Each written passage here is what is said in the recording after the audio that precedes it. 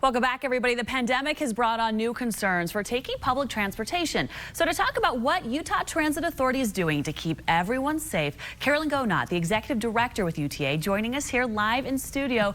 Carolyn, thank you so much for joining us. Let's first talk about how things are different. If I get on a front run or a TRAX train or a UTA bus, it'll look a little different right now as you continue your commitment to our safety.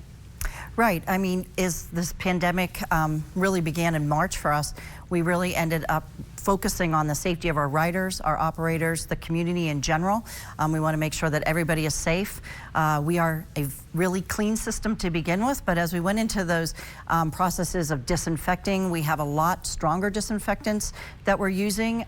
We also do more disinfecting. We actually have been able to change some processes. There's rear door boarding right now for buses so that the people can enter that way and less contact with the operator. We are doing some capital improvements. We are putting operator shields up, as well as changing out the seats on all the light rail so that they're more easily maintained and staying away from the fabric. So we have a couple projects that we're moving forward on. We are also putting hand sanitizer on all of our vehicles, similar to what's on Front Runner right now. Now, let's talk about ridership, because even though our world kind of stopped for several weeks, for so many people out there, UTA is their mode of transportation. So kind of talk to us about what trends you have seen as our state has navigated through this over the past couple of months. Sure. One of the things I've noticed is that UTA, you really see us being an essential service in the community.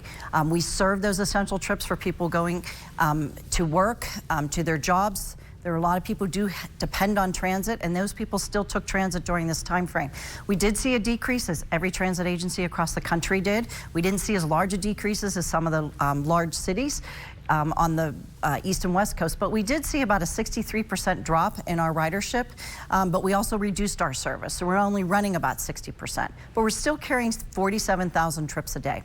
That's impressive. That's a lot of people. So now we talked about how you are disinfecting all of your vehicles, but let's talk about masks and what all of us, as we hop on board one of those front runner trains, a TRAX train or a bus, we will be required to wear masks. Kind of talk about your expectation for the riders. Right. We have always strongly encouraged the use of masks, but as of tomorrow, July 1st, we are requiring masks to be worn on our system. And that'll be system-wide. On June 27th, we did require it in Salt Lake County due to their ordinance, but as of July 1st, we will be doing that. Now, our goal was to really inform and educate people. We will provide masks out. We have some mask giveaway promotions that we'll be doing, where we'll be just handing out masks to everybody, and then soon we will have mask dispensers that people can take one in case they don't have one. But it will be required on our system starting tomorrow. Okay, what a great service to people who might not have a mask. Hopefully everyone does, since it's such a big part of our lives right now. Now, as we look towards recovery, what does the future look like for UTA?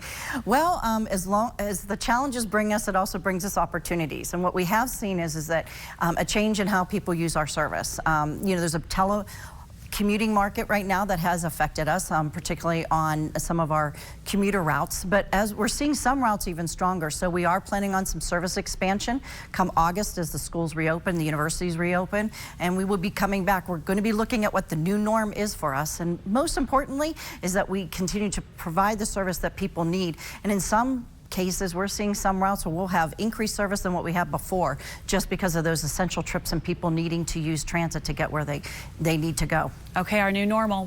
We are all figuring it out together, and we can do this. Carolyn, thanks so much for joining us. We do appreciate it. Of course, we're